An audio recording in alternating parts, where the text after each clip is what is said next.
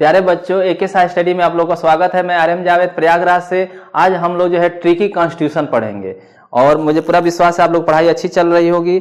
आज जो है बहुत दिन बाद जो है ट्रिकी वीडियो मैं बनाने जा रहा हूं और ये राष्ट्रपति से संबंधित जो है वीडियो होगा, तो इसको जरूर देखिएगा आप लोग, क्योंकि राष्ट्रपति से अनुच्छेद डायरेक्ट पूछ देता है।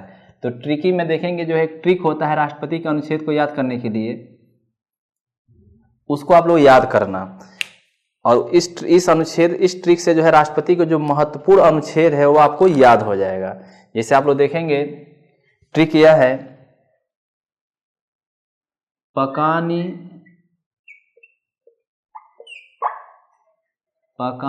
कोका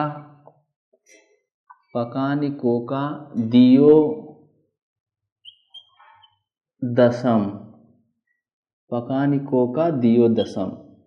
तो देखेंगे आप लोग जो है 1 2 3 4 ये शब्द है और 4 शब्द यदि आपको याद है तो कम से कम आप लोग देखेंगे राष्ट्रपति के जो है बहुत से महत्वपूर्ण अनुच्छेदों को जो है आसानी से आप लोग याद कर सकते हैं। तो इस तरह देखेंगे आप लोग जो है इस सेंटेंस को बस अब याद करना है। 4 शब्द है, आसानी से याद हो जाएगा। पकानिको का दियो दशम। तो इस ट्रिक से जो है राष्ट्रपति के जो है महत्वपूर्ण अनुच्छेद आपको याद हो जाएंगे। किसके? राष्ट्रपति, प्रेसिडेंट जो होता है उसका महत्वपूर्ण जो अनुच्छेद है वो आपको याद हो जाएगा। पकानी कोका दियो दशम। पकानी मतलब होता है पकाया जाता है, कोको मतलब कोको कोला जो है चिल्ड करके पिया जाता है, दियो मतलब देते हो, दशम मतलब दुश्मन को। देखिए एक सेंटेंस मतलब एक लग रहा है जैसे संस्कृत शब्द हम लोग पढ़ रहे हैं, सेंटेंस पढ़ रहे हैं। पकानी कोका दियो दशम। मान लीजिए कोई आपका शत्रु है, दुश्मन है और आपके रूम पे अचानक आ जाता है, तो उसको जो है कोको कोला चिल्ड देना चाहिए ठंडा करके पीने के लिए, लेकिन आप गुस्से में जो है बिन बुलाए जो है वो आपका दुश्मन जो आपके रूम पे आ गया आपसे मिलने, तो आप क्या करते हैं, कोको कोला निकालते हो और उसको गैस पे रख कर और उसको पकाते हो, ठीक है, गर्म करते हैं। और दियो मतलब देते हो, दशम मतलब दुश्मन को। मान लीजिए कैसे एक सेंटेंस बना लीजिए जिसे याद रहेगा। तो पकानिको का दियो दशम, इस 4 शब्दों से जो है राष्ट्रपति का जो अनुच्छेद जो है आप लोगों को आराम से याद रहेगा, कभी भूलेगा भी नहीं, ये ध्यान रखना आप लोग। पकानिको का दियो दशम, इसको 2-3 बार आप बोलेंगे, ठीक है, तो याद हो जाएगा। पकानिको का दियो दशम। अब देखें कैसे इसको पढ़ेंगे आप लोग, कैसे राष्ट्रपति का अनुच्छेद आएगा। देखेंगे आप लोग जो है प से हो जाएगा राष्ट्रपति का पद। प से क्या हो जाएगा? पद मतलब राष्ट्रपति का पद। राष्ट्रपति का पद। और राष्ट्रपति का पद का उल्लेख किस अनुच्छेद में है? तो आप बताएंगे राष्ट्रपति का पद का उल्लेख जो है, राष्ट्रपति का पद का जो उल्लेख है, भारत का संविधान पढ़ेंगे आप लोग तो अनुच्छेद 52 में जो है कहा गया है कि भारत का राष्ट्रपति होगा, ठीक है, 52। अब का से क्या हो जाएगा? तो आप लोग बताएंगे जो है का से जो है कार्यपालिका शक्ति जो है राष्ट्रपति में निहित होगा। इस तरह देखेंगे आप लोग जो है का से क्या हो जाएगा? कार्यपालिका शक्ति। और कार्यपालिका शक्ति जो है,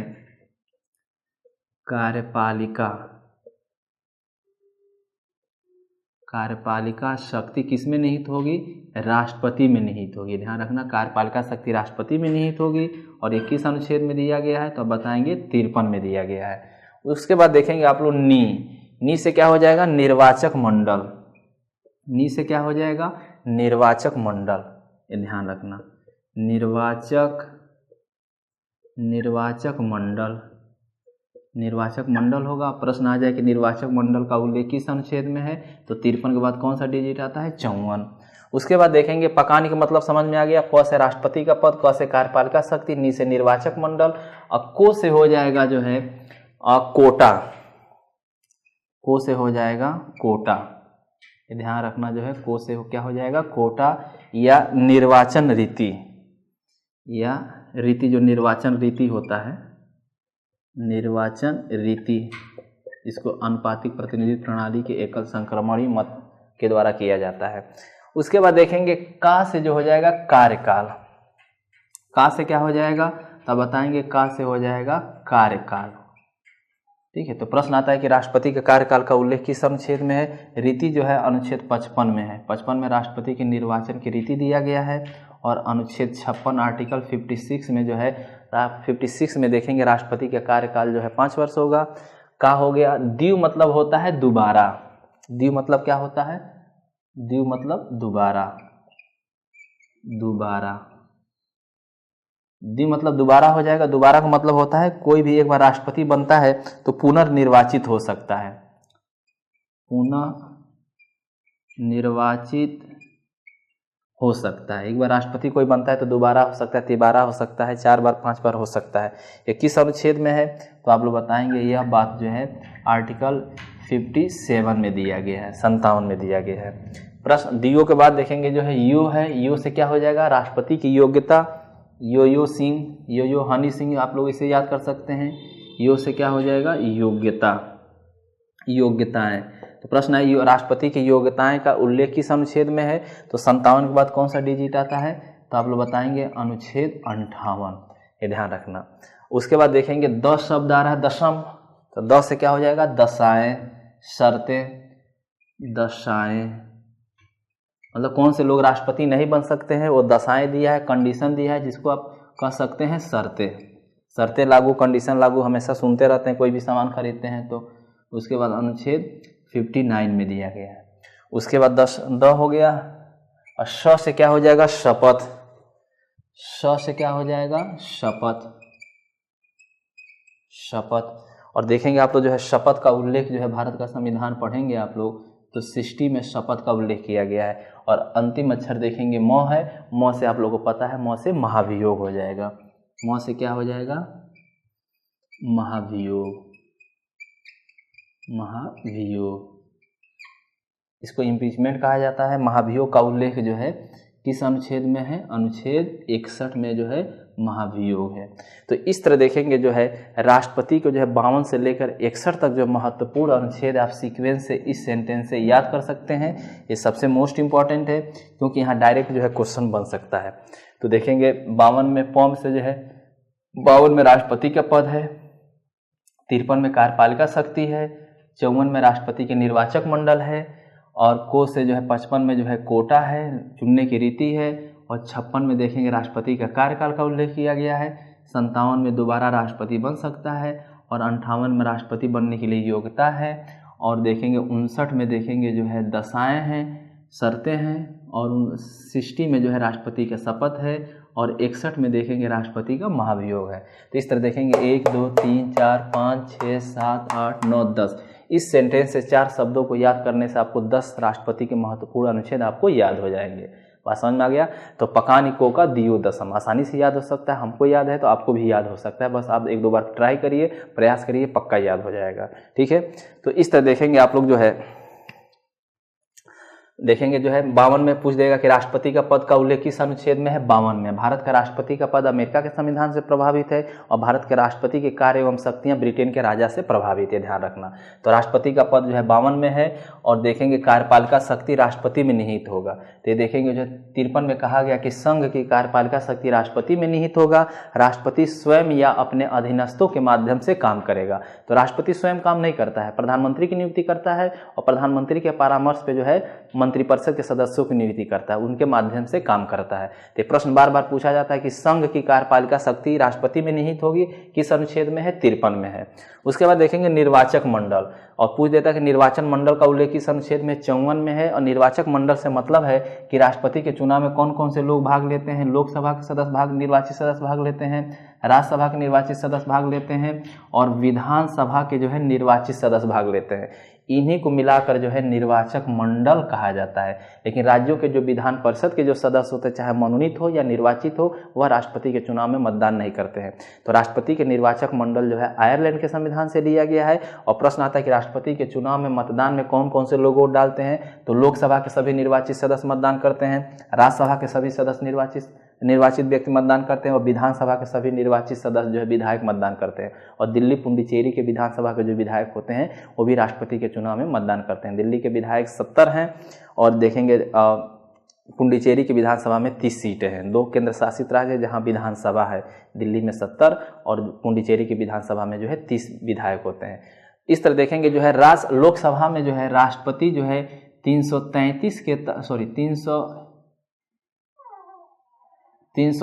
के तहत जो है एक एंग्लो इंडियन को मनोनीत करता है, ठीक है, ये राष्ट्रपति के चुनाव में वोट नहीं करेंगे। उसी तरह देखेंगे भारत का राष्ट्रपति जो है राज्यसभा में 12 व्यक्तियों को मनोनीत करते हैं, ये राष्ट्रपति के चुनाव में मतदान नहीं करेंगे।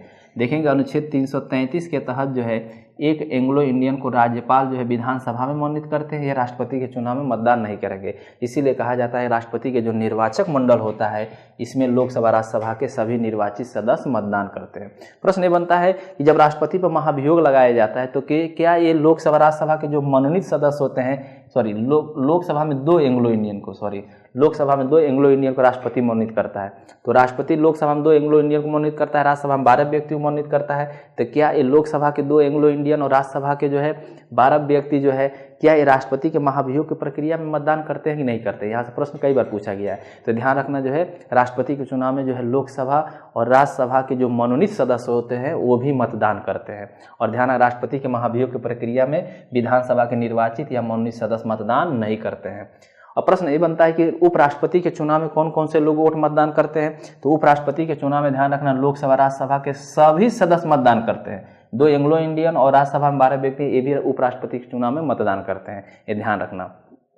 कोटा निर्वाचन है, निर्वाचन पद्धति। कोटा का मतलब होता है कि राष्ट्रपति का चुनाव जो है आनुपातिक प्रतिनिधित्व प्रणाली के एकल संक्रमणी मत द्वारा होता है। और देखेंगे कोटा का फार्मूला होता है कुल वैध वोट भागा 2 + 1, मतलब कम से कम राष्ट्रपति के लिए न्यूनतम वोट जो है 50+ वोट मिलना चाहिए, तभी आप राष्ट्रपति के चुनाव जीत सकते हैं। देखेंगे जो है कार्यपालिका शक्ति 56 में जो है राष्ट्रपति के कार्यपालिका शक्ति का राष्ट्रपति का कार्यकाल का उल्लेख किया गया। हमेशा सुनते हैं कि राष्ट्रपति का जो है नरेंद्र मोदी जी का सीना 56 इंच का है, तो कभी सोचे हैं आप लोग कि अनुच्छेद 56 में किस चीज़ का उल्लेख किया गया? लेकिन आज से ध्यान रखें, लिंक कर देंगे। अनुच्छेद 56 में जो है कहा गया कि राष्ट्रपति का कार्यकाल जो है 5 वर्ष होगा, तो जिस दिन राष्ट्रपति शपथ लेता है उस दिन से जो है वो 5 साल तक अपने पद पे बना रहता है। और 57 में देखेंगे जो है राष्ट्रपति का पुनर्निर्वाचन की बात की है, मतलब एक बार कोई राष्ट्रपति बनता है तो दोबारा बन सकता है, 13 बन सकता है, 14 बन सकता है, मतलब कई बार बन सकता है। तो इस तरह 57 में जो है दोबारा राष्ट्रपति बनने की बात किया गया। भारत के जो है डॉक्टर राजेंद्र प्रसाद भारत के पहले ऐसे व्यक्ति हैं जिनको 2 बार राष्ट्रपति बनाया गया।